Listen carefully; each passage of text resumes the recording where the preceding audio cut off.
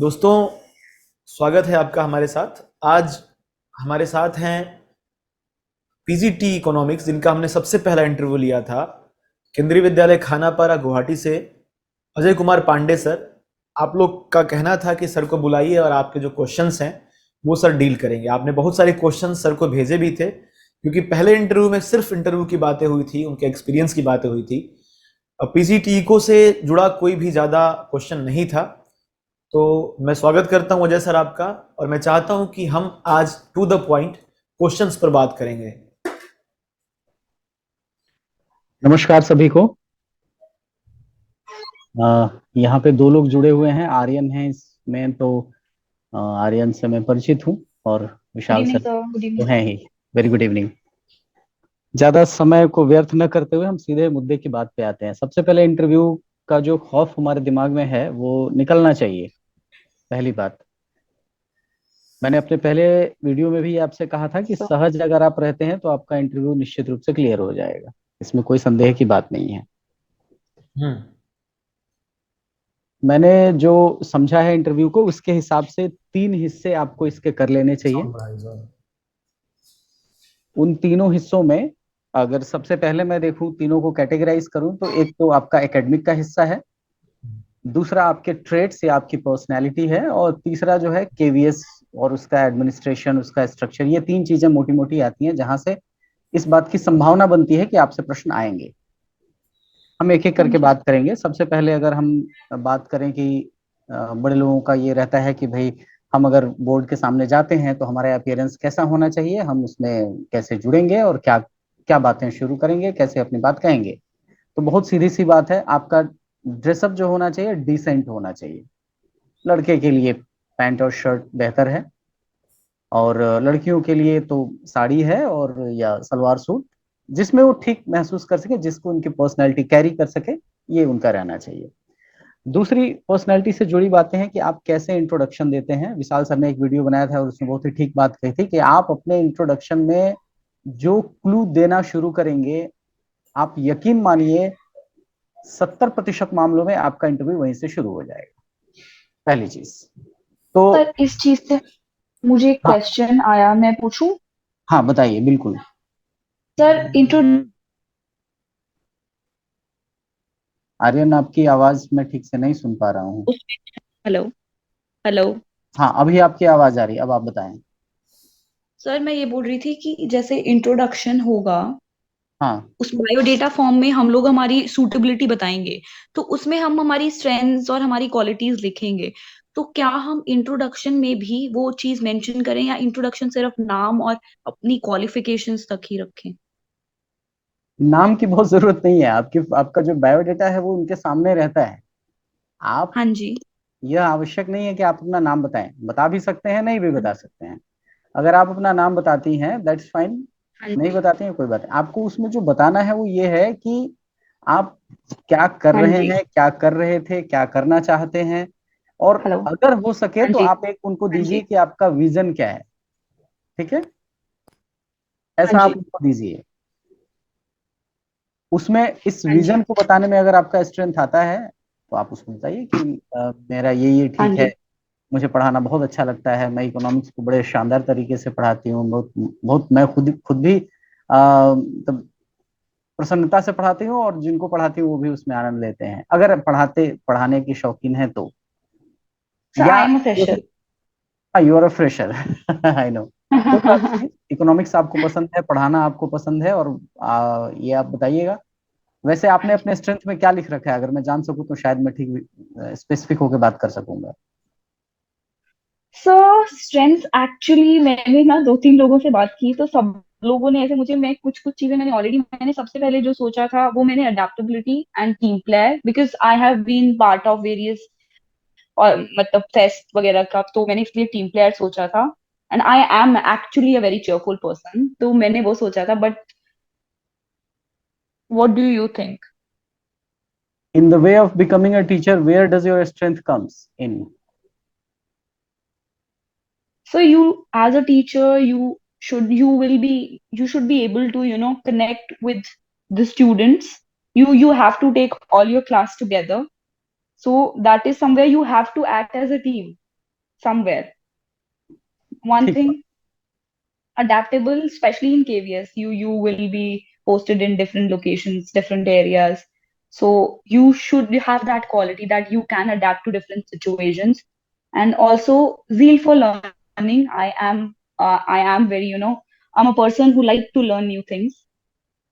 ठीक है, थोड़ा मैं इसको हाँ नैरो जी, डाउन करता हूँ। ये जो अडेप्टेबिलिटी है ये काफी ब्रॉडर टर्म है, और किसी का स्ट्रेंथ अडेप्टेबिलिटी होना तो ये बहुत सारी चीजों को समाहित करता है। आप उसको थोड़ा नैरो डाउन कर सकती हैं। जैसे ठीक है। You are a risk taker person, आप रिस्क लेने से नहीं घबराती हैं। आपके सामने परिस्थिति चाहे जो भी हो, वंस यू डिसाइडेड कि ये आपको ठीक लग रहा है, then doesn't matter how challenging it is, you just go on to take that matter on, right. Yes. ये आपका एक हो गया। दूसरी है कि परिस्थितियां चाहे वो पहले मेरे सामने आ चुकी हो या नहीं आ चुकी हो, अगर मैं उसमें एक इन्वॉल्व होती हूँ तो मैं पूरे पूरे दिल से इन्वॉल्व होती हूँ, पूरे मन से इन्वॉल्व होती हूँ, और पूरी मेरी कोशिश होती है कि मैं इसको सॉल्व कर सकूं, उससे पार जा सकूं, या जो भी लक्ष्य है उसको पूरा कर सकूं। एक ये बात होती है। तो उसमें when you go on to achieve a target, so many things comes in your way, and you just go on to strategize, you go on to change in your strategy, so that the ultimate goal where you are supposed to reach, you eventually you go on to reach there। यही एक बात इसमें होती है। ठीक है, तो हाँ ये जी, आपका अच्छा है, आप उसको बता सकती हैं इसमें। हाँ जी। ठीक है आर्यन, मैं थोड़ा यस, दूसरे हिस्से पे आऊं जो मैं पॉइंट्स कह रहा था। यस। हाँ विवेक, विशाल सर कुछ कह रहे हैं। विशाल सर। हेलो। हाँ हेलो। विशाल सर बताइए। यस। आर्यन, आपका रियल नेम क्या है? आर्य नहीं है सर। आर्यन ही है? हाँ अच्छा, जी, एक बार सर की बातों को सुन लीजिए, फिर उससे जो हाँ जी, क्वेश्चन आपको आएंगे वो पूछिएगा, क्योंकि हाँ ये जी, हाँ ये जो जी, सेशन है ना सबके लिए है। तो फिर सर ने जो तैयार किया, जो पॉइंट सर ने सोचे हैं, उनको सुन लीजिए पहले। हाँ सर। जी, हाँ जी। ठीक है, ठीक हाँ, है, एक ठीक बारी है। एक बारी मैं चीजें बताता हूँ, फिर उसके बाद डिस्कस भी कर लेंगे। तो मैंने कहा कि इंटरव्यू जो है सबसे पहले आपका पर्सनैलिटी है। The moment you enter the interview room, जब जैसे ही आप उसमें एंटर करते हैं, तो एंटर करने के बस साथ ही थोड़ा आपकी जोर से। चीजें, एंटर करने के साथ ही आपका जो इंटरव्यू है वो शुरू हो जाता है। अब वो कैसे शुरू होता है, आप इसको थोड़ा सा जो भी सुन रहे हो वो मुझे समझ लेंगे कि आपने देखा होगा कि एक व्यक्ति बहुत ही एरोगेंट होता है, उसकी चाल अलग होती है। एक व्यक्ति बहुत ही सॉफ्ट होता है, उसकी चाल अलग होती है। एक कॉन्फिडेंट होता है, उसकी चाल अलग होती है। एक डरा हुआ होता है, उसकी चाल अलग होती है। तो आप जब कमरे में प्रवेश करें तो आप बिल्कुल कॉन्फिडेंट होकर के, और कोई दिक्कत नहीं है, घबराहट आपके चेहरे पे है, दैट इज ओके, बट आपके चाल में लड़खड़ाहट नहीं है। आप जाते हैं, अनुमति लेते हैं और बैठ जाते हैं विद परमिशन। फिर आप अपना इंट्रोडक्शन देते हैं। तो इंट्रोडक्शन कई तरीके से हो सकते हैं, इसमें कोई वो नहीं है कि आप अपना नाम बताते हैं नहीं बताते हैं, डिग्रियां बताते हैं नहीं बताते हैं, इसमें कोई वो नहीं है। आप जैसे भी बताइए। मैंने आपको पहले सेशन में भी कहा था, ये आपको सहज करने का एक तरीका है इंटरव्यू। लेकिन अगर आप इसको कॉन्शियसली इसको खेलते हैं, तो आप अपने इंटरव्यू को थोड़े समय के लिए मोड़ सकते हैं, उस रास्ते पर ले जा सकते हैं। जैसे मैंने कहा कि अगर आप अपना विजन बताते हैं, तो यकीन मानिए कि 70% मौके पर यह होता है कि इंटरव्यू की शुरुआत उसी विजन के सहारे होने लगती है। दूसरी बात इसमें क्या क्या आ जाते हैं कि वो टेस्ट करना चाहते हैं कि आप एक लीडर हैं कि नहीं, क्योंकि केवीएस में एक शिक्षक बनने के साथ साथ आपको बहुत सारे काम करने पड़ते हैं। आप एक रोल मॉडल होते हैं किसी भी बच्चे के लिए। तो इसका यह मतलब हुआ कि आप केवल किताबी चीजों को पढ़ा नहीं रहे होते हैं, उनको उनके अंदर वैल्यू इंस्टिलेशन आप कर रहे होते हैं, मूल्य परक शिक्षा आप प्रदान कर रहे होते हैं। तो जो मूल्यों का निर्माण आप करते हैं, वैल्यूज का इंस्टॉलेशन करते हैं स्टूडेंट्स के बीच, उन वैल्यूज का आपके अंदर देखना जरूरी है। क्योंकि जो एजुकेशनल फिलॉसफी है वो ये कहती है कि किसी को बताना कि ये अच्छा होता है, ऐसा करना चाहिए, ये उतना कारगर नहीं होता है जितना आप स्वयं में उसको धारण कर लें तो बच्चे उससे सीख लेते हैं। तो पहली चीज ये है कि आपको एक लीडर बनना है, वो आपके पर्सनालिटी या जो ट्रेड्स आपके हैं उससे झलकना चाहिए, पहली चीज। दूसरी इसमें यह है कि you must be a good initiator. Like हम फॉलोअर्स होते हैं, सबके अंदर ये क्वालिटी होती है कि कोई काम शुरू कर दिया गया है तो हम करना शुरू करते हैं। तो आप जरूर बताइए कि आप एक गुड इनिशिएटर हैं। जैसे आप स्कूल में जा रहे हैं और आपको दिखा कि स्कूल के गेट पे ही पीपल का एक छोटा सा पौधा निकला हुआ है, और आप लगातार उससे आते जाते हैं, वो उसके दीवार को डैमेज कर सकता है। तो आप ध्यान रखें कि आप इंश्योर करें एज ए टीचर, इसमें प्रिंसिपल की जरूरत नहीं है, आप उसको हटाएंगे। कहीं कचरा गिरा हुआ है, आप इंश्योर करेंगे कि वो साफ सुथरा हो जाए। This is what we call initiator. कोई प्रोग्राम आता है, जनरली सब लोग भागने लगते हैं कि मैं इसमें क्यों करूं, बहुत टाइम जाएगा, ये होगा। तो आपको वैसा नहीं करना है, आपको इनिशिएट करना है, आपको आगे बढ़ के कहते हैं कि वो चैलेंजेस को स्वीकार कर लेना है। तो ये आपकी पर्सनैलिटी से उनको नजर आनी चाहिए, सबसे बड़ी बात यह है। दूसरी चीज कि आपकी पूरी पर्सनैलिटी में जितनी भी बातें हो रही हो इंटरव्यू में, आपको चाइल्ड सेंट्रिक होना है। मतलब चिल्ड्रन जो है वो सर्वोपरि है। ये बात हमेशा आप अपने पूरे इंटरव्यू के दौरान बिल्कुल दिमाग में रखे रहेंगे। अब हम आते हैं आपके इसमें सब्जेक्ट पे, जो पहला हमारा था कि एकेडमिक्स। तो जाहिर सी बात है 100% में से लगभग 60% प्रश्न आपके एकेडमिक्स से पूछे जाएंगे। तो यह आपका बहुत ही बड़ा डिटर्मिनिंग फैक्टर होने वाला है। तो आप इसमें क्या तैयार करेंगे? कुछ लोगों का कहना है कि क्या हम अपने पीजी लेवल के सारे सिलेबस को तैयार कर लें? अगर कर सकते हो तो कर लीजिए, पर मेरी आपसे सलाह है कि आप वहां तक न जाएं। आप सीबीएसई का जो +2 का करिकुलम है, आप बिल्कुल उससे होकर के गुजरें। वो बिल्कुल आपके जहन में होना चाहिए, आपके टिप्स पे होना चाहिए। क्योंकि 4 चीजें उसमें है, माइक्रो है, स्टैटिस्टिक्स है, मैक्रो इकोनॉमिक्स है, और चौथा हमारा इंडियन इकोनॉमिक्स है, इंडियन इकोनॉमी। तो Indian economy, macro economics, micro और स्टैटिस्टिक्स, इसका सिलेबस आपको बिल्कुल ध्यान में होना चाहिए। और अब जब आपसे प्रश्न पूछे जाएंगे, तो मेरी बात ध्यान से सुनें। अब जब आपसे प्रश्न पूछे जाएंगे इकोनॉमिक्स के, तो वो प्रश्न जो करंट में economic challenges Indian economy face कर रही है, या इंटरनेशनल इकोनॉमिक्स जो भी इंटरनेशनल वर्ल्ड में जो चल रहा है, इंटरनेशनल एरिना में जो चल रहा है, उससे रिलेट करके पूछे जाएंगे। फॉर एग्जाम्पल, इंडिया को 5 ट्रिलियन इकोनॉमी। इकोनॉमी बननी है, तो इंडिया कैसे बन पाएगी? समझ समझ पा रहे हैं आप लोग? वो कैसे बन पाएगी, इसका जवाब आपके पास होना चाहिए। इंडिया की ग्रोथ रेट को फास्ट और फास्टर कैसे किया जाए, ये जवाब आपके पास होना चाहिए। फॉरेन इन्वेस्टमेंट क्या होता है, इंडिया फॉरेन इन्वेस्टमेंट को कैसे अट्रैक्ट कर सकता है, इंडिया की ट्रेड पॉलिसी क्या है, ये आपके पास होना चाहिए। 1991 में liberalisation, privatisation, globalisation, new economic policy लेकर के इंडिया आई थी 1991 में। डॉक्टर मनमोहन सिंह उसमें फाइनेंस मिनिस्टर थे, और श्री पीवी नरसिम्हा राव जी उस समय प्रधानमंत्री थे। तो इसकी एक पूरी जानकारी आपको होनी चाहिए, क्योंकि आज जो इंडियन इकोनॉमी है, ये उसकी जड़ वहीं से शुरुआत हुई थी। उसका उसका जो कहते हैं फाउंडेशन है, वो वही है। तो यहाँ से आपके क्वेश्चंस बनते हैं। फिर अभी जो करंट चैलेंजेस चल रहे हैं, पूरी दुनिया में किस बात की चर्चा है कि रिसेस आ रहा है। इस रिसेशन से इंडिया किस हद तक अफेक्ट होगा, या इंडिया इससे निकल जाएगा बाहर, या इंडिया इसमें फंस जाएगा, ये एक बड़ी चर्चा है। इसका भी जवाब आपके पास होना चाहिए। अब इन सब के बाद जो उसमें एक्सपर्ट होगा, जो इकोनॉमिक्स के क्वेश्चंस पूछेंगे, वो आपसे माइक्रो के क्वेश्चंस पूछेंगे, मैक्रो के क्वेश्चंस पूछेंगे। इसी की संभावना ज्यादा होती है। स्टैटिस्टिक्स के क्वेश्चंस वो कम पूछते हैं। इंडियन इकोनॉमी के क्वेश्चन जब भी वो पूछेंगे, तो वो इस बात की संभावना ज्यादा है कि पूरे वर्ल्ड इकोनॉमी से रिलेटेड चीजें पूछेंगे। ठीक, जैसे sectors of the economy, primary sector, secondary sector, tertiary sector. तो इंडिया की जो ग्रोथ रेट है, वो कैसे डिवाइडेड है? प्राइमरी सेक्टर कितना ग्रो कर रही है, सेकेंडरी सेक्टर का क्या हाल है, टर्सरी सेक्टर जो बूम पे था अभी उसका क्या हाल है, इंडियन जो गवर्नमेंट है वो क्यों इतना डेस्परेट है कि वो सेकेंडरी सेक्टर को आगे करना चाह रहा है, क्या क्या पॉलिसीज हैं, क्या प्रोग्राम्स हैं। इसके लिए सर इकोनॉमिक सर्वे और बजट भी देख सकते हैं साथ में इस साल का। देख सकते हैं, थोड़ा बड़ा हो जाता है, वो बड़ी चीज की ब्रॉड हो पॉइंट्स उसके, जाता है। की पॉइंट्स उसके की पॉइंट्स जरूर देख लें, की हाँ। पॉइंट्स जरूर देख लें। पर अगर मैं कहूं कि कोई अभी से ही शुरू कर रहा हो, तो सबसे पहले वो माइक्रो मैक्रो के जो क्लास 11-12 के बुक्स हैं उनको ध्यान से देखे। फिर जो मैंने कहा कि वो इंडियन इकोनॉमी को देखे, और इंडियन इकोनॉमी को वर्ल्ड सिनेरियो से जरूर जोड़ के देखे। जो करंट चैलेंजेस हैं, इकोनॉमिक चैलेंजेस, उनको बिल्कुल ध्यान में रखे उसको, और फिर उसी के हिसाब से अपनी प्रिपरेशन करे। अगली चीज इसमें जो आती है, वो आती है कि आपसे एजुकेशनल साइकोलॉजी और चाइल्ड साइकोलॉजी से संबंधित प्रश्न रहेंगे ही रहेंगे, आप उससे बच के नहीं जा सकते हैं। ऐसा ऐसा एक प्रश्न आपसे हो, 2 प्रश्न आपसे हो, डिपेंड करता है कि आप कैसे, आपका इंटरव्यू आगे जा रहा है। गर्ग जी, अगर आप अपने माइक को म्यूट कर लेंगे तो ठीक रहेगा। Mister Garg, mute your mic. हाँ, थैंक यू। तो मैं था कि एजुकेशनल साइकोलॉजी या चाइल्ड साइकोलॉजी पे प्रश्न बनते ही बनते हैं।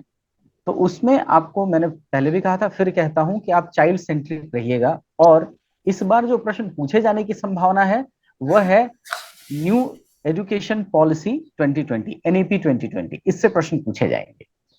और इससे प्रश्न जिससे रिलेट करके पूछे जाने की संभावना है वो है 21st सेंचुरी स्किल। क्योंकि दुनिया में अगर भारत को आगे बढ़ना है तो निश्चित रूप से भारत को अपने बच्चों में 21st सेंचुरी की जो रिक्वायर्ड स्किल्स हैं उसको इंस्टॉल करना ही पड़ेगा, वो इंस्टॉलेशन होना चाहिए। केवीएस ने इसको इंप्लीमेंट करना भी शुरू कर दिया है। लगभग सभी केवीएस में, कुछ केवीएस को छोड़ करके अटल टिंकरिंग लैब को चालू कर दिया गया है। उसका मकसद यही है कि बच्चों में जो थिंकिंग कैपेसिटी है, जो कहते हैं कि जो प्रॉब्लम सॉल्विंग कैपेसिटी है, उसको डेवलप किया जाए। ठीक। दूसरी चीज है क्रिटिकल थिंकिंग। क्रिटिकल थिंकिंग को बच्चों में बढ़ावा देने की बात सरकार लगातार कर रही है, क्योंकि विदाउट क्रिटिकल थिंकिंग बच्चे क्रिएटिव नहीं हो पाएंगे। तो क्रिएटिव होने के लिए क्रिटिकल थिंकिंग का होना जरूरी है। और ये क्रिटिकल थिंकिंग और क्रिएटिव स्किल्स, प्रॉब्लम सॉल्विंग, ये सारी चीजें क्या है, ये आती हैं आपके 21st सेंचुरी स्किल में। इसी 21st सेंचुरी स्किल में आता है वैल्यू इंस्टॉलेशन। मतलब जो एजुकेशन, जो नॉलेज हम इंपार्ट कर रहे हैं बच्चों के साथ, वो कैसा होना चाहिए, वो वैल्यू बेस्ड होना चाहिए। तो value based in what sense, you are suppose to make a student a citizen, a true citizen of India, in fact a world citizen. One can go on to claim for a world citizen. मेरा कहने का मतलब ये हुआ कि एक बच्चा हर तरह से राष्ट्रवादी होना चाहिए, गवर्नमेंट की पॉलिसीज उसको समझ में आना चाहिए, वो क्रिटिकल थिंकर होना चाहिए, वो क्रिएटिव होना चाहिए, वो प्रॉब्लम सॉल्विंग होना चाहिए। प्रॉब्लम क्रिएटर नहीं बनना है। प्रॉब्लम जहां है उसको अपॉर्चुनिटी समझना है, उसको अपॉर्चुनिटी समझते हुए उसको सॉल्व करने की पूरी कोशिश करनी है, अपने जो भी क्षमताएं हैं उसका प्रयोग करके। तो ये सारे गुण उसमें होना चाहिए। और teacher being a leader of the student, वो उसमें इनकॉर्पोरेट कर सकता है, उसका इंस्टॉलेशन वो उसमें कर सकता है। ये बात ध्यान रखने की चीज है। अब एक और जो बात मुझे इसमें करनी है, डेमो क्लास, ये एक बड़ा हिस्सा है। तो डेमो क्लास के लिए आप कभी भी कोई बड़ा सा टॉपिक न चुने, जैसे डिमांड। अब डिमांड एक बहुत बड़ा टॉपिक है, आप पूरे डिमांड को नहीं उसमें पढ़ा सकते हैं। आपका डेमो जो होना चाहिए बिल्कुल एक स्पेसिफिक टॉपिक पे होना चाहिए। स्पेसिफिक टॉपिक आप चुनेंगे, उसको 5 से लेकर के और 10 मिनट्स के बीच का होना चाहिए। 10 मिनट्स बहुत ज्यादा हो जाता है, 5 मिनट्स ठीक है, it may be extended to 6 minutes, 7 minutes, इतना हो सकता है, 6-7 मिनट तक आप जा सकते हैं, उससे ज्यादा नहीं करना है। आप वहां तक कैसे कर पाएंगे, कहाँ, इसको आपको पहले से प्रिपेयर करके रखना है। अगर आप वहां पे जाते हैं और वो आपसे डेमो टीचिंग के लिए कहते हैं, क्लास लेने के कहेंगे ही कहेंगे निश्चित रूप से, तो उसमें या तो वो आपको टॉपिक देंगे या आपको आपसे पूछेंगे कि आप क्या कोई टॉपिक प्रिपेयर करके आए हैं, तो आप जरूर बताइए कि आप टॉपिक प्रिपेयर करके आए हैं। अक्सर ये देखा जाता है या कई बार ऐसा सामने आता है कैंडिडेट के, कि वो एक टॉपिक देते हैं और कैंडिडेट को वो टॉपिक तैयार नहीं रहता है। तो ऐसे में हमको क्या करना चाहिए? अब यहाँ पे जो आपकी पर्सनैलिटी है वो सामने आती है। जैसे आप घबरा करके कह सकते हैं कि सर ये टॉपिक तो तैयार ही नहीं है, सर कोई और टॉपिक दे दीजिए। वो दे सकते हैं, चलिए ठीक है आप ये पढ़ा लीजिए। या आप ये कह सकते हैं कि सर ये टॉपिक भी मैं पढ़ा सकता हूँ या पढ़ा सकती हूँ, लेकिन क्या मैं इसमें से कोई ले सकता हूँ, मैं इसमें बेहतर महसूस करता हूँ या करती हूँ। तो आप यकीन जानिए, आप जितना सामान्य होकर के, जितना आप कहते हैं हम्बल होकर के अपनी बात कहेंगे, सामने वाले को उतना ही अच्छा लगेगा, वो आपकी बात मान लेगा। हाँ करने के या ना करने के सैकड़ों तरीके हैं, वो आपके ऊपर डिपेंड करता है कि आप कैसे कर रहे हैं। वो डिपेंड करता है कि आपकी पर्सनैलिटी कैसी है, और वो आपकी अपब्रिंगिंग जैसे हुई होगी वैसा ही आप उसको करते रहेंगे और करेंगे भी।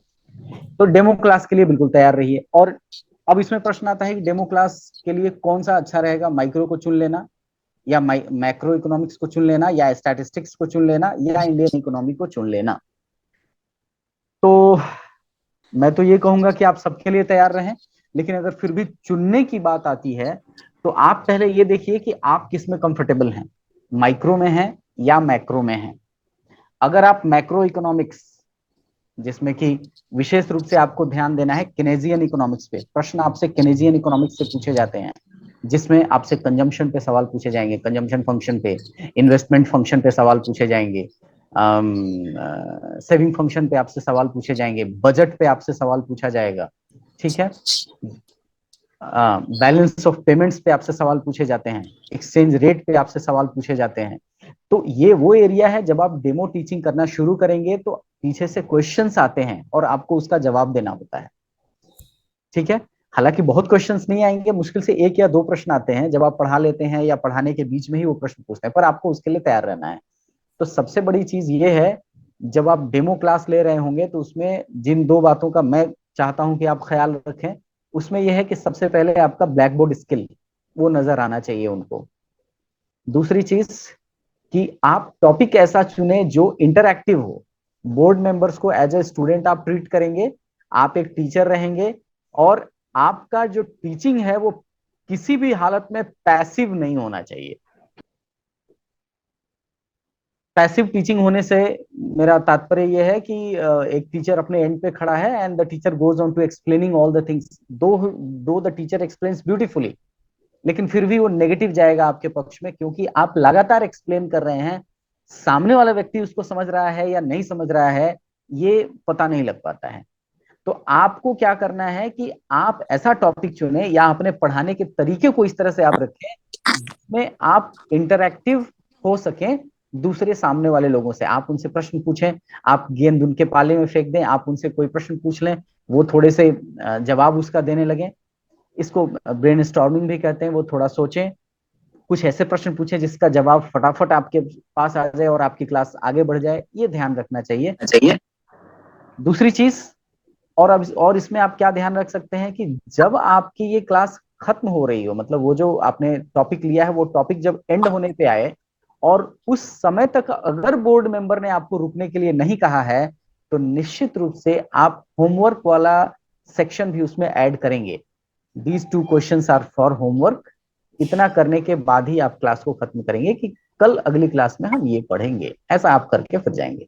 ये सामान्यतः कम हो पाता है क्योंकि बीच में ही बोर्ड मेंबर्स आपको रोक देते हैं और वो फिर वो प्रश्न पूछते हैं। लेकिन अगर ऐसी स्थिति आती है तो आप पूरा जो आपने माइक्रो टीचिंग की होगी अपने बीएड में उसको पूरा फॉलो कीजिएगा, उसको छोड़िएगा नहीं। अगली चीज, टॉपिक वो चुनिएगा जिसमें आप ब्लैक बोर्ड पे डायग्राम्स को यूज कर सकें, फ्लो चार्ट्स को यूज कर सकें। तो जब आप डायग्राम्स और फ्लो चार्ट्स के थ्रू करते हैं तो आपकी टेक्निकल जो एफिशिएंसी है वो बोर्ड मेंबर में जो एक्सपर्ट बैठा होता है, जनरली वो किसी यूनिवर्सिटी से होते हैं, कोई रीडर या प्रोफेसर होते हैं, वो बैठे रहते हैं, तो वो आपको जो टेक्निकल एफिशिएंसी है वो उनको दिख जाती है कि हाँ ये ग्राफ को जब ड्रॉ कर रहा है तो ये कितना प्रिसाइज है उसको ड्रॉ करने में, और ये ठीक ठीक अपनी बात को समझा पा रहा है या नहीं समझा पा रहा है। आप जरूर ध्यान रखें, एक्स एक्सिस वाई एक्सिस पे आप क्या दिखा रहे हैं, पॉइंट ऑफ ओरिजिन बिल्कुल नहीं छोड़ना है, जो यूनिट ऑफ मेजरमेंट है उसको ध्यान रखना है। स्केल अगर आप लिख सकते हो तो जरूर लिखिए कि कितना स्केल आप ले रहे हैं, ऐसे बिना स्केल के भी चलता है, दोनों ठीक रहता है।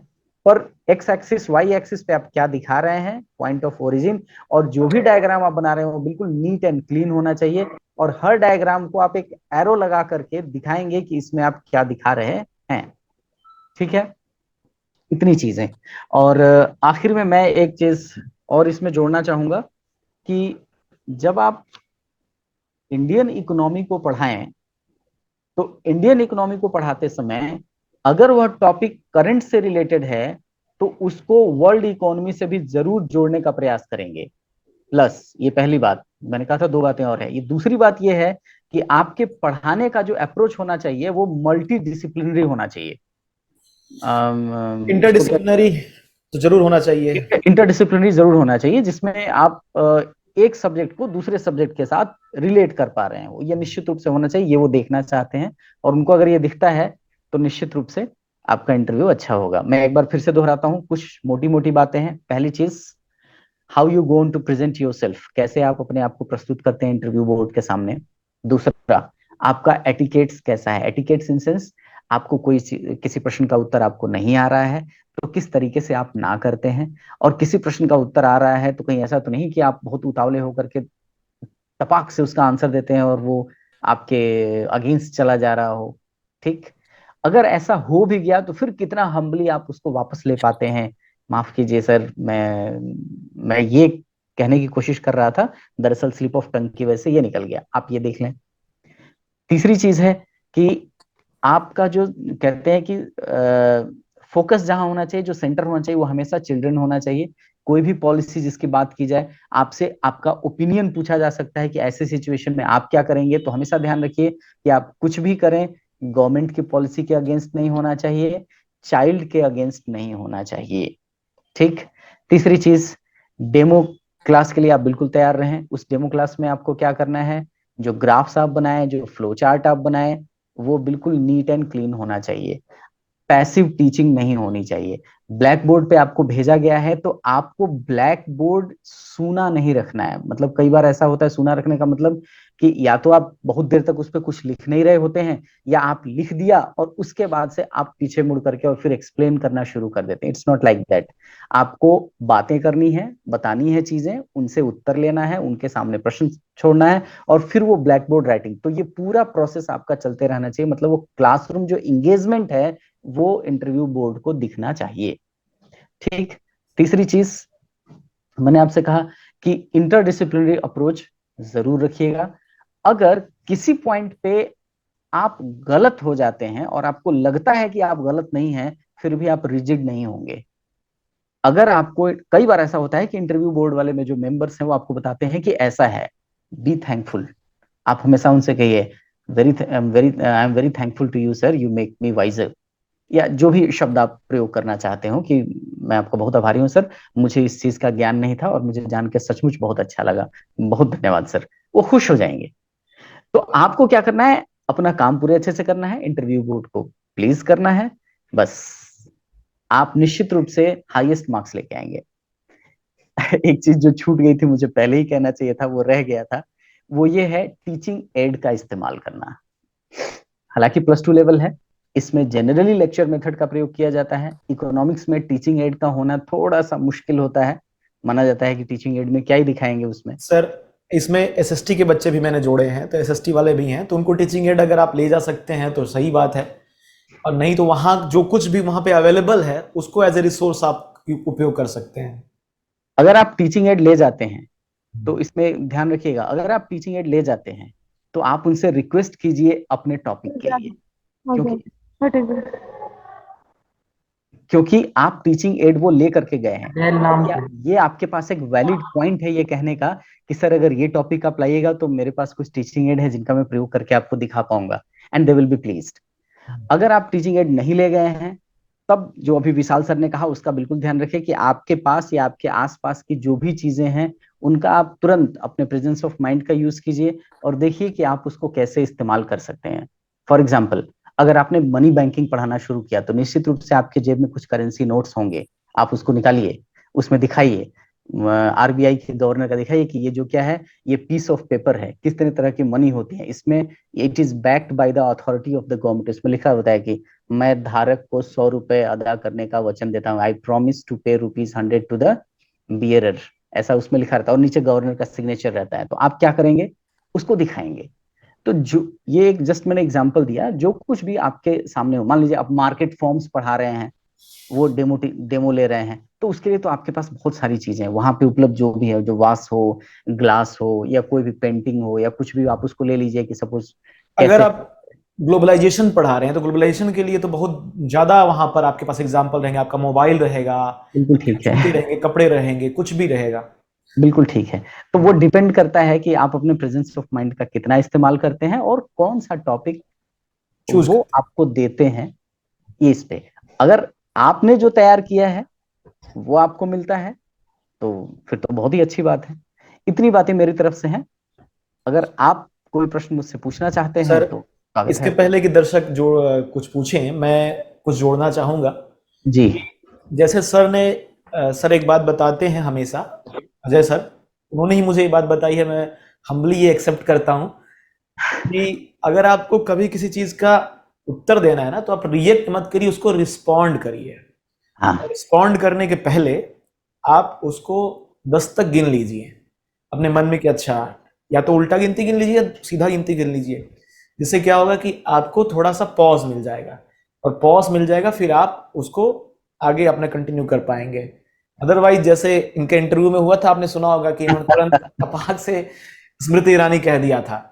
तो वो ऐसी घटनाएं, दुर्घटनाएं आपके साथ नहीं घटित होंगी। तो जो विद्यार्थी मुझसे हम लोगों से जुड़े हैं वो अपना प्रश्न सीधे कर। एक और चीज कि इंटरडिसिप्लिनरी अप्रोच में, जैसे आप अगर इकोनॉमिक्स पढ़ा रहे हैं तो उसके साथ साथ हिस्ट्री और ज्योग्राफी अगर आप जोड़ देंगे तो इससे पता चलेगा कि आप ह्यूमैनिटीज के ओवरऑल समझ रखते हैं, ह्यूमैनिटीज के समझ रखते हैं। और ज्योग्राफी, इकोनॉमिक्स काफी एक दूसरे से जुड़े हुए हैं, तभी तो जियो पॉलिटिक्स की बात की जाती है, जियो इकोनॉमिक्स की बात की जाती है। तो विद्यार्थी अपने सवाल सर से कर सकते हैं, चाहे जनरल सवाल हो चाहे सब्जेक्ट ओरिएंटेड सवाल हो। आपके पास 15 मिनट हैं, आप सवाल पूछिए। मुझे एक क्वेश्चन था सर, कैन आई आस्क? हाँ बिल्कुल, पूछिए। आर्यन बताइए। मुझे ये पूछना था सर, जैसे फॉर एग्जांपल हम डीएमयू डिमिनिशिंग मार्जिन यूटिलिटी का टॉपिक लेके पढ़ा रहे हैं, तो उसमें टीचिंग एड हम कौन सी यूज कर सकते हैं? बिल्कुल जैसे हाँ ठीक है, हम मैं क्लास का एग्जांपल यूज कर सकते हैं, जैसे आपने कहा अपना प्रेजेंस ऑफ माइंड यूज कीजिए आप, हाँ लेकिन मतलब घर से कौन सी टीचिंग एड लेके जाएं? डीएमयू पढ़ाने के लिए आपको घर से कोई टीचिंग एड ले जाने की जरूरत ही नहीं है। जी, मतलब सर डी मतलब आपके हिसाब से डीएमयू अच्छा टॉपिक है पढ़ाने के लिए? बहुत ही बढ़िया है, बहुत ही बढ़िया टॉपिक है। मैं मेरे जीवन की जो पहली टीचिंग की नौकरी लगी थी उसमें मैंने डीएमयू को ही पढ़ाया था। ये सन it is 2004। Okay. I was in Gorakhpur GIC, तो मैंने यही पढ़ाया था कौन सा सबके टॉपिक सर? सामने। Diminishing marginal utility. अच्छा अच्छा, ठीक ठीक। थोड़ी हिंदी मुझे ध्यान नहीं है उसका क्या है। कोई नहीं, मैं समझ गया सर। उसमें जो भी नेक्स्ट बोर्ड क्वेश्चन। मेंबर्स है ना, उनके सामने पानी का ग्लास रखा होता है, ठीक है आर्यन? तो आप उनसे सीधे सीधे पूछिएगा कि सर आप में से किसी को अभी पानी पीने की जरूरत है क्या, प्यास लगी है किसी को? तो बहुत अच्छा होगा अगर किसी को प्यास लगी हो। नहीं लगी हो तो मुस्कुरा के उनसे कहिएगा सर कोई बात नहीं, प्यास नहीं लगी है, लेकिन मैं चाहती हूँ कि सर आप इसमें से 1 चम्मच पानी पिए। और चूंकि ग्लास उन्हीं का है तो वो पानी पीने से मना नहीं कर पाएंगे। अगर मान लीजिए वर्स्ट केस उन्होंने मना ही कर दिया तो आप उनसे कहिएगा सर क्या मैं ये पानी ले सकती हूँ? वो निश्चित रूप से आपको पानी ऑफर कर देंगे। आप ले लीजिए और उनको दिखाना शुरू कीजिए कि इसमें से अगर मैंने 1 चम्मच पानी पिया और अब ये दूसरा चम्मच पानी मैं पी रही हूँ या दूसरा घूंट पानी मैं पी रही हूँ, तो पहले पानी से जो मुझे सेटिस्फेक्शन मिला था ये दूसरे वाले से मेरा सेटिस्फेक्शन कम नहीं हो रहा है, जबकि मुझे लग रहा है कि अरे मेरी प्यास ज्यादा है, मुझे तो तीसरा घूंट भी पीना चाहिए, चौथे घूंट के लिए तो प्यास और बढ़ गई है। तो आप दिखाइएगा कि ये तो डिमिनिशिंग मार्जिनल यूटिलिटी के लॉ के अगेंस्ट जा रहा है। तब आप बताइए कि मैं यहीं पे ये पॉइंट क्लियर करना चाहती हूँ कि किसी भी लॉ को स्टैब्लिश होने के लिए उसके जो पॉस्टुलेशंस हैं, उसके जो अजम्पशंस हैं, उसको पहले ध्यान में रखना जरूरी है। So when you go on to teach diminishing marginal utility, first let them realise how and in which conditions diminishing marginal utility may exist. Got that? Yes sir. फिर उनसे कहिएगा कि सर अगर आप ये पूरा 1 गिलास पानी पी गए और अब मैं आपको कहती हूँ कि ये 1 और गिलास पानी पीजिए, तो आप कितने इच्छुक है ये दूसरा गिलास पानी पीने के लिए? तो कहेंगे अरे भाई 1 गिलास तो पानी पिला ही दिया, अब और कितना, अब नहीं पीना है, बस रहने दो। सर मान लीजिए आपने ये दूसरा गिलास भी पी लिया, अब तीसरे गिलास के लिए आप कितने इच्छुक हैं? कहेंगे नहीं, अब तीसरा गिलास किसी भी हालत में नहीं पीना है। That is what, first glass of water से जो यूटिलिटी उनको मिली, सेकंड ग्लास ऑफ वाटर से जो यूटिलिटी मिली, और अब थर्ड जो आप ऑफर कर रही हैं उससे जो यूटिलिटी मिलने की संभावना है, ये तीनों क्या है? लगातार डिक्लाइनिंग फेज में है। समझ आ आर्यन और कोई क्वेश्चन आपका? सर मुझे एक चीज ये पूछनी थी कि मेरा नेट क्वालिफाइड है तो मुझे वो मेंशन अचीवमेंट्स में करना चाहिए या बिल्कुल नहीं? करना चाहिए, आपको मेंशन जरूर करना चाहिए, क्योंकि आप अपनी उपलब्धियों को मेंशन करेंगे तभी वो आपके सर्विस बुक में लगेगा, फिर आगे चलकर आप कुछ करना चाहेंगी तो वो जुड़ेगा। सब्जेक्ट स्पेसिफिक क्वेश्चन है आर्यन आपके पास कोई, या फिर मैं एसएसटी वालों का क्वेश्चन लूं सर के लिए? नहीं मुझे सर, मेरा सर से बात हो गई थी ऑलरेडी। बात हो गई थी आपकी? हाँ जी। सर देखिए, हमारे साथ अभी बच्चे जुड़े हैं जो, उसमें एसएसटी वाले भी हैं हाँ बिल्कुल। और साइंस वाले भी हैं। तो चूंकि आप हमारे भी सर रह चुके हैं, इसलिए मैं चाहता हूं कि सोनल यादव अपना माइक ऑन करें। सोनल सर ये टीजीटी साइंस की है और उसने ये चाहती कि अपना इंट्रोडक्शन दे, इंटरव्यू दे सर, इससे हाँ कुछ जनरल सवाल और इसका फीडबैक आप कर दें। सोनल। हाँ जी सर, सुन पा रहे हैं आप मुझे? हाँ बिल्कुल सुन पा रहे हैं, आप अपना सर से बात करिए। Okay sir. First of all sir, good evening. I am very good evening. I'm Sonal and I'm very happy to share my introduction with you. Sir, I was born and brought up in Rewari, Haryana. I have completed my secondary and senior secondary education from Board of School Education, Haryana. I have completed my graduation from Mahasi Dayanand University, Rohtak, and post-graduation from Indira Gandhi University, Haryana. After that, sir, I completed my B.Ed from CRSU G and qualified my central teaching eligibility test. Sir, I belong to a joint family. There are 9 members in my family. My hobbies include. Sonal, आपने बताया, बहुत अच्छी बात है। हाँ जी sir. Good evening आपको। और आपने बताया कि आप महर्षि दयानंद रोहतक से। हाँ जी सर। एजुकेशन संस्थान से आप जुड़ी हुई हैं। हाँ जी। तो दयानंद जी के बारे में आप क्या जानती हैं? इनका इनका कुछ बताइए जरा। सर, महर्षि दयानंद सर जो थे, जो एजुकेशन से रिलेटेड हैं। अच्छा जी सर। ठीक है सोनल, मैं आपको कुछ फिलोसफर हैं ये, इंडियन ठीक है, मैं कुछ मोटी मोटी बातें आपको बताता हूँ। हाँ देखिए, जी सर। मैं हाँ पहले भी कह रहा था, जैसे ही आप अपना इंट्रोडक्शन देंगे हाँ जी तो सर। इंट्रोडक्शन में आप कॉन्शियसली कुछ क्लू छोड़ सकते हैं। जैसे ये जो इंट्रोडक्शन आपने दिया, तो एज अ बोर्ड मेंबर अगर मैं हूं तो हाँ जी मुझे सर। दयानंद सरस्वती जी मिल गए आपसे प्रश्न पूछने के लिए। ठीक है। हाँ जी। हाँ जी। किसी दूसरे मेंबर को आप जहां से हैं, जैसे आपने कहा कि आप हरियाणा के शायद रेवाड़ी डिस्ट्रिक्ट। हाँ जी। हाँ जी। रेवाड़ी से प्रश्न आ सकता है, या जो बोर्ड मेंबर को कोई एक चीज लग गई, वो पसंद आ गई, लग गई मतलब पसंद आ गई, वो आपसे प्रश्न वहां से शुरू कर सकता है। ये इसकी संभावना ज्यादा रहती है। Okay sir. जरूरी नहीं है कि ये होगा ही होगा, ऐसा हो सकता है। Okay sir. दूसरी चीज जहां से प्रश्न बनते हैं वो ये कि आपका सब्जेक्ट कॉम्बिनेशन क्या है। एसएसटी में इससे प्रश्न बनते हैं। Okay sir. ठीक, आई एम फ्रॉम आप साइंस सब्जेक्ट है सर। ओके सोनल, आप ये बताओ कि आपका ग्रेजुएशन में सब्जेक्ट क्या रहा है? बोटनी, जूलॉजी, केमिस्ट्री, नहीं सर, फिजिक्स? ग्रेजुएशन तो मेरा पास कोर्स है। पोस्ट ग्रेजुएशन में मैंने जूलॉजी से किया है। नहीं, आप तो टीजीटी के लिए, टीजीटी साइंस के हाँ लिए जी। है। हाँ जी, टीजीटी। हाँ ठीक है, तो तो वो, बोटनी, जूलॉजी, केमिस्ट्री तीनों सब्जेक्ट थे ग्रेजुएशन हाँ में। ठीक है, तो वहां से प्रश्न बन सकते हैं। ठीक है। ओके। Okay sir. अगला प्रश्न जो आपका स्टार्ट होना शुरू होगा, वो सीधे पहला प्रश्न या तो आपके एकेडमिक्स से आ सकता है, या पहला प्रश्न ही आपके एजुकेशनल साइकोलॉजी या चाइल्ड साइकोलॉजी से आ सकता है। ऐसे होने की संभावना रहती है। ठीक है। या वो आपसे कुछ सेकंड के लिए थोड़ी बात कर सकते हैं। ये डिपेंड करता है कि वो जो बोर्ड मेंबर्स हैं, वो मतलब आपका अपीयरेंस उनके सामने कैसा रहता है। मैंने पहले वीडियो में भी समझाया था, आप घबराए हुए हैं तो फिर आपसे वो 1 मिनट बात करेंगे, आपको थोड़ा स्पेसिफाई करेंगे। सोनल, आपको इंट्रोडक्शन में ये सारी चीजें बतानी नहीं है, जैसे कि आप कहाँ क्या आपने किया, कौन सा क्या किया, किस साल में क्या किया, ये सब बायोडाटा में लिखा हुआ है। और ये बातें हम लोग कर चुके हैं पहले भी, कि आपको इंट्रोडक्शन में अपने स्ट्रेंथ पर बात करनी है और जिधर आपको अपना इंटरव्यू ले जाना है उधर बात करनी है। ठीक है। तो ये सब चीजें, अब फिर आप ज्वाइंट फैमिली से बिलोंग करती है तो ज्वाइंट फैमिली की तरफ क्वेश्चन चला जाएगा। ज्वाइंट फैमिली क्यों टूट रही है, आजकल सिंगल न्यूक्लियर फैमिली होती जा रही है, इस तरह के क्वेश्चन हो सकते हैं। आप एक बार इंट्रोडक्शन अपना फिर से रीडिजाइन करो कि आपको क्या बताना है और उससे क्या प्रश्न निकलेगा जिसका मैं ये उत्तर दूंगी। ठीक है। ठीक बात है। इंट्रोडक्शन आपका कैसा होता जाएगा। अच्छा विशाल सर, मैं इसमें एक बात कहना चाहूंगा, सभी लोग इसमें ध्यान देंगे कि इंट्रोडक्शन, कोई ऐसा टेंशन नहीं लेना है कि इंट्रोडक्शन के लिए क्या ही प्रिपेयर कर लेंगे। हाँ कोई ऐसी चीज नहीं है।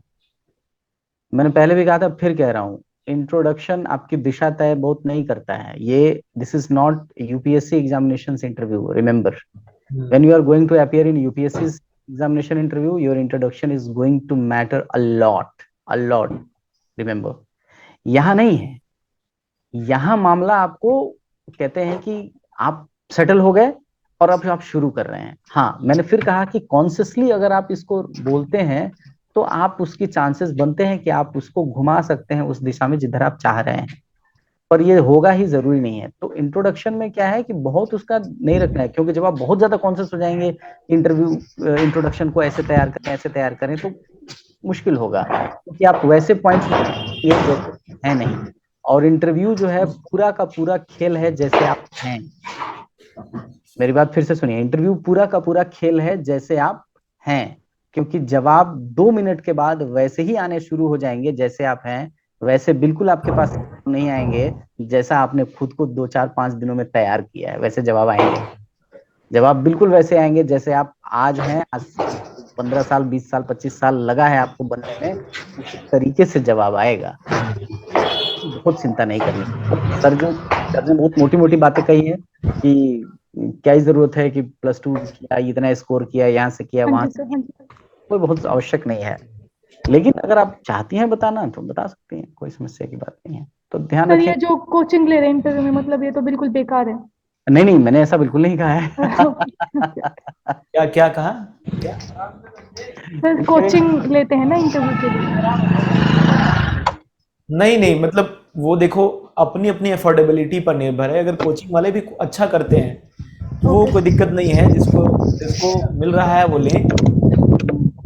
ऐसे किसी को, जैसे आपने अभी सर ने क्या कहा कि आप जैसे हैं वैसे ही तुरंत आप रिप्लाई करेंगे। आपने तुरंत जजमेंट पास कर दिया कि कोचिंग वाले बेकार हैं, आप अच्छे हैं। जरूरी नहीं है, ठीक है। आपको यही इंटरव्यू में देखना है कि तुरंत जजमेंट नहीं करनी है, तुरंत रिप्लाई नहीं करना है।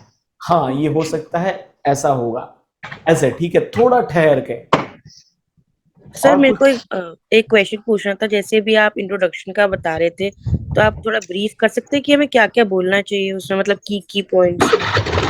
कौन पूछ रहा है? सोनल? कौन मैं पूछ? पूछ रहा साहिबा। कौन है? 3 माइक खुले हैं, कौन पूछ रहा है? सर साहिबा साहिबा। साहिबा, मिसेस कोहली करके इनका। हाँ जी हाँ जी, right right. Okay okay, sir आप बताएं तो बेहतर होगा। ठीक है। विवेक सर ने वैसे एक वीडियो इस पे काफी लंबा अच्छा बना रखा है इस पे। फिर भी मैं एक बार आपको बताता हूँ। इंट्रोडक्शन में आप शुरू करेंगे, बताएंगे आप, जैसे नाम तो बता ही दीजिएगा, कोई दिक्कत की बात नहीं है, बाकी चीजें रहने दीजिए। इसमें आप अपने आप अपना माइक ऑफ कर कैसे लो हैं, मिसेस कोहली। आप कैसे हैं। जैसे सर ने कहा कि आप अपने स्ट्रेंथ्स और वीकनेसेस बताइए, तो मैं उसको ऐसे नहीं कहता हूँ, क्योंकि कई बार होता है कि मैंने देखा है लोग बताना शुरू करते हैं, sir my strength is this this this, my weakness is this this this. थोड़ा बच्चों टाइप हो जाता है। तो वो पॉइंट वाइज रटाया गया है और वो आके बोलते हैं कि इमोशनल होना, ये होना मेरा वीकनेस है, और वो और ये मेरा सब वो है। तो ऐसा नहीं करना है, आपको अपना विजन क्लियर करना है। जैसे सर मैं एक टीचर बनना चाहती हूँ, और मेरा ये मानना है कि इसमें मेरा जो प्रोफेशनल ग्रोथ है वो तो होगा ही होगा। ये एक वैल्यू बेस्ड जॉब है जिसकी आज भी समाज को जरूरत है, और अच्छे लोगों को इसमें आने की भी जरूरत है, और मुझे लगता है कि मैं इसमें ठीक हूँ। मैं जिस शहर से आती हूँ वहां पे जैसी मेरी स्कूलिंग हुई है, मेरे शिक्षकों का मेरे ऊपर बड़ा प्रभाव रहा है। जहाँ पे मैं देखती हूँ कि वहाँ शिक्षा का माहौल ऐसा है, मतलब अगर सर बहुत अच्छा है तो बहुत अच्छा है। एक मिनट सर, ये मुनिया कौन है? आप अपना माइक ऑफ कर लीजिए प्लीज।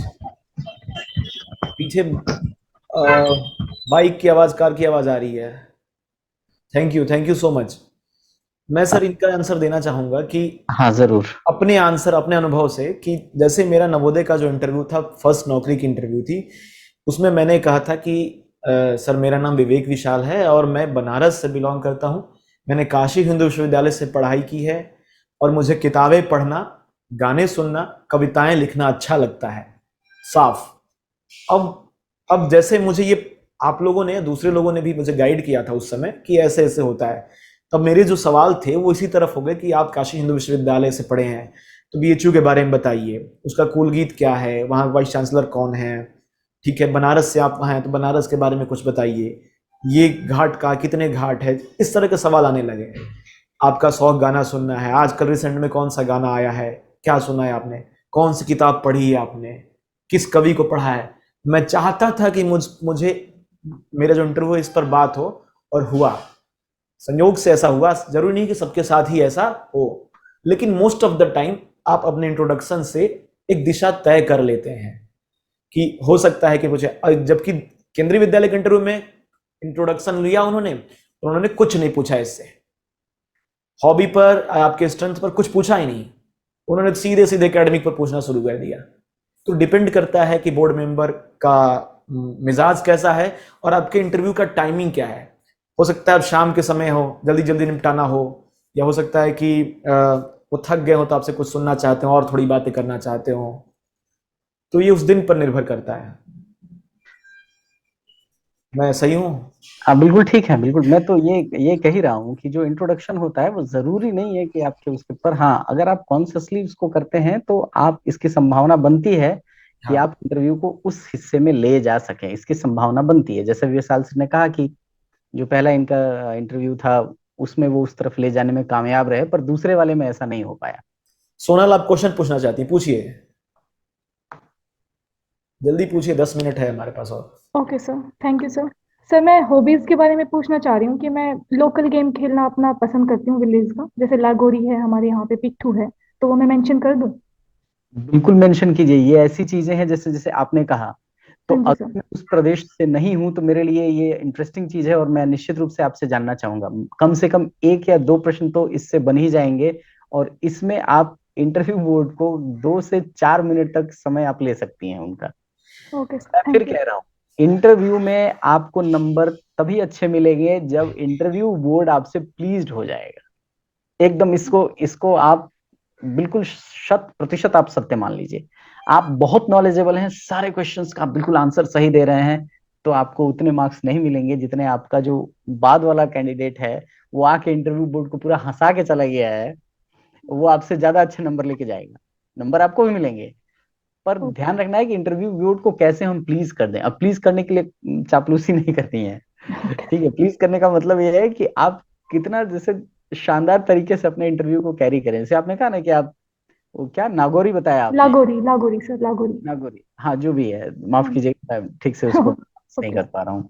अच्छा, जैसे ये हरियाणा से हैं सर, तो एक भारत श्रेष्ठ भारत में हरियाणा के ऊपर बहुत सारी थीम, वहाँ का फोक डांस, फोक सॉन्ग चल रहा है, तो ये भी आस्क हो सकता है। हाँ इस अभी चेंज कर दिया गया है। नहीं, मतलब असम के लिए चेंज कर दिया गया है ना? अलग अलग स्टेट्स को अलग अलग डिवाइड कर दे दिया गया है, ठीक है। हाँ। तो वो ठीक है, एक भारत श्रेष्ठ भारत, चूंकि केवीएस का अपना एक फ्लैगशिप प्रोग्राम है, वो इनसे पूछा भी जा सकता है और नहीं भी पूछा जा सकता है, क्योंकि still they are not incorporated in the KVS system. चलिए सर। ठीक है, तो अगर है जानकारी है तो अच्छी बात है, नहीं जानकारी है तो भी इसमें आपके मार्क्स कहीं नहीं जाने वाले हैं। बस इतना ही हाँ। ध्यान रखना है कि आप जवाब कैसे दे रहे हैं। जैसे मान लीजिए कि आपसे पूछ ही लिया, अच्छा आप एक भारत श्रेष्ठ भारत के बारे में आप क्या जानती हैं, अब आपको घबरा नहीं जाना है कि ये तो मैं पहली बार सुनी, वैसा क्या हो गया। तो आपको नहीं सर। बहुत प्रेम से कहना है, सर माफ कीजिए मैं तो पहली बार आपके मुंह से ही सुन रही हूँ, पर सर और आप। ऐसे मत कह देना कि सब बेकार होता है सर, मुझे नहीं पता। ठीक है, ठीक है सर। तो थोड़ा सा सांस लेकर के, पेट ऐसे करके, अब आराम से जवाब देना। मिसेस कोहली, आप पूछना चाह रही हैं, जल्दी पूछिए। हाँ सर, मैं ये पूछना चाहती कि इट इज नॉट नेसेसरी ना कि हम 12th का ही टॉपिक ले डेमो टीचिंग में, हम 11th का भी ले सकते हैं। मतलब ऐसा तो नहीं कि 12th का ना लेने से कोई प्रॉब्लम होती है, मतलब कोई समस्या नहीं, कोई समस्या नहीं है। अब ऐसे आपका भी। माइक्रो से लेते हैं तो मतलब ऐसा तो नहीं कि माइक्रो पढ़ाते हैं तो वो 11th का टॉपिक है, और नहीं मैक्रो से लेते हैं तो वो 12th है। नहीं नहीं नहीं, वो इकोनॉमिक्स से होना चाहिए। ठीक है सर जी। माइक्रो माइक्रो 11 12 इससे नहीं है। हाँ उसमें सिर्फ इतना ध्यान रखना है कि टॉपिक आप ले रही हैं या टॉपिक वो आपको दे रहे हैं, ठीक है सर। ये आपको देखना है। जी जी, बहुत बहुत thank you sir, thank you so much. कोई और है जो पूछना है? अदरवाइज हम सर को धन्यवाद दें। सर 1 मिनट बस, लास्ट क्वेश्चन। हाँ, पूछो पूछो, जल्दी पूछो। हाँ जी सर, पीजीटी साइंस मेरा सब्जेक्ट है, तो 6th 7th 8th का मैं टॉपिक लूँ या 9th 10th को भी टच करूँ? आप जिसमें कंफर्टेबल हैं, इसमें कोई दिक्कत की बात नहीं है कि आप 6 7 8 ले रही हैं या 9 10 ले रही हैं, इसमें कोई समस्या की बात नहीं, क्योंकि आप 6 to 10 के लिए एलिजिबल हैं। तो आप जो भी टॉपिक, मैं वही कह रहा हूँ कि ये जो डेमो है ना, डेमो में आप पहले से तैयार होके जाइए। 6 7 8 9 10 सब क्लास से एक एक एक एक एक एक कम से कम लीजिए। हाँ जी सर। इस बात की संभावना ज्यादा बनती है कि वो 9 10 जब वो आपको टॉपिक देंगे तो जी वो सर। आपको 9th 10th से देंगे। समझ आ रहा है? ओके। हाँ जी सर। लेकिन मान लीजिए कि अगर परिस्थिति ऐसी बन गई कि वो आपकी बात नहीं सुन रहे, वो कह रहे नहीं नहीं, हम आपने जो तैयार किया है वो हम नहीं, वो नहीं लेंगे। मान लीजिए आपके पहले का जो कोई कैंडिडेट है वो उनको अनॉयड करके चला गया है ये बहुत सारे ओके फैक्टर्स काम करते हैं। अभी वो एकदम अनॉयड बढ़ेंगे, नहीं नहीं, वो किसी को ये नहीं अलाउ करना है कि भाई हम ये तैयार करके आए, कुछ नहीं, हम जो देंगे वो पढ़ाना पड़ेगा, because you are prepared for that. Okay तो मान लीजिए ऐसी स्थिति आ गई, तब आप क्या कीजिएगा? क्या करूँ सर बताइए। ठीक है, ये बहुत ही इनोसेंट है। ऐसे ऐसे अगर आपने प्रश्न, मतलब ऐसे अगर आपने जवाब दे दिया ना, आप आंसर नहीं दे करके भी बहुत अच्छे मार्क्स लेकर के जाएंगे, आप यकीन जानिए। यही होता है, जैसे हम हंस पड़े आपके इस जवाब से। अगर बोर्ड मेंबर खुश हो गया तो आपको नंबर मिलने ही मिलने। मैं आपको बताऊं, आप, हाँ जी सर बताइए। नाम डिस्क्लोज नहीं करूंगा यहाँ पे, ये रियल है। Sonal Yadav sir, it's okay, करिए कोई बात नहीं। नहीं नहीं, आपका नाम नहीं, ये इंटरव्यू के बोर्ड के नाम की बात कर रहे हैं। अच्छा ओके। हाँ, बताएं एक सर। कैंडिडेट को सिर्फ इस बात पे बहुत अच्छे मार्क्स मिल गए कि शी वाज, ही मतलब female he was candidate. She was slash slash. हाँ हाँ। नहीं नहीं नहीं नहीं, हाँ, वो कैंडिडेट इतनी हंसमुख थी कि उसको नहीं भी आ रहा था, तो वो मतलब बोर्ड मेंबर्स को लगा कि भाई क्या ही कैंडिडेट है, इससे तो बच्चे सीख ही जाएंगे, इसमें कोई दिक्कत की बात नहीं है। तो उन्होंने बहुत कम प्रश्नों का उत्तर दिया था, फिर भी वो 60 में से सिलेक्ट हो 58, 58 मार्क्स लेकर के, और इसी आसाम में पोस्टेड है, मैं नाम नहीं बताऊंगा। गए। ओके अच्छा सर, ठीक है। कुल मिला करके इंटरव्यू का जो बात है वो निकल कर ये आता है कि आप चाहे कितना पढ़ लो, तैयारी तो आप डेमो के लिए करेंगे ही, चाहे कुछ भी कर लो, आपका जो व्यक्तित्व है, जो आपका, जिसको इंटरव्यू को पर्सनालिटी टेस्ट भी कहते हैं, वही उभर कर सामने आएगा। इस दौरान आप जो कर सकते हैं वो ये कि आप सहज रहें, थोड़ा शांत रहें, और थोड़ा हंसते रहिए, मुस्कुराते रहिए, और बाकी हाँ क्या। जी सर, विवेक सर आपका dialogue, be formal and be normal. हाँ, बी फॉर्मल बी नॉर्मल, सहज रहें, सबसे बड़ी बात है सहज रहें। जैसे हैं आप वैसे जाइए, एकदम कोई दिक्कत नहीं है। कोई वहां पर आपको काटने छाटने पीटने के लिए नहीं है, बस आपको चेक करना है कि आप ओवरऑल कैसे हैं। ठीक है, तो इसको ज़्यादा लेकर के हाइपर नहीं करना है। और एक पूरा वीडियो मैंने 30-35 क्वेश्चन लिखे हैं, उस पर मैं लाऊंगा कि क्या क्या क्वेश्चन आ सकते हैं। ठीक है, ओके फिर आप उसको देखिएगा। अभी सर वो मुझे, आप वीडियो ग्रुप पे पोस्ट कर देंगे ना? हाँ बिल्कुल बिल्कुल कर देंगे, क्वेश्चंस। बिल्कुल करेंगे। हाँ जी प्लीज सर, थैंक यू। तो मैं अब सर आपका सर बहुत, सर एक मेरा क्वेश्चन था कि जैसे अभी एनसीईआरटी में जो भी चेंजेस लाए गए हैं तो उस पे अपना व्यू अगर वो लोग मांगते हैं तो फिर उस पे हम क्या बोलेंगे? बिल्कुल ठीक है, विवेक सर ने इसका जवाब एक वीडियो में पहले भी दे दिया था। मैं फिर से एक बार मैं कोशिश कर लेता हूँ देने की। चेंजेस गवर्नमेंट ने लाया है और आप एक गवर्नमेंट एम्प्लॉय हैं, you are bound to welcome the change first of all. लेकिन अगर आप उससे डिफर करती हैं, आपको लगता है कि ये चेंजेस नहीं होना चाहिए, तो आपको वो बताना है, लेकिन मतलब गवर्नमेंट की आलोचना करते हुए नहीं बताना है। आपको वो ओपन एंड छोड़ना है। मेरी बात थोड़ा समझिएगा। जैसे एक एक आपको एग्जांपल देता हूँ। मान लीजिए गवर्नमेंट ने बहुत सारे चैप्टर्स को ड्रॉप किया है और किसी चैप्टर के पर्टिकुलर पोर्शन को ड्रॉप कर दिया है। तो अगर आपको लगता है कि ये प्रो सोसाइटी है, प्रो स्टूडेंट है, तो ठीक है, प्रो नेशन है, देन इट्स ओके फाइन, फिर तो आपके कोई समस्या ही नहीं, आप बिल्कुल कहेंगे कि ये होना ही चाहिए देश के लिए, ये अच्छा है, और लाइक दैट।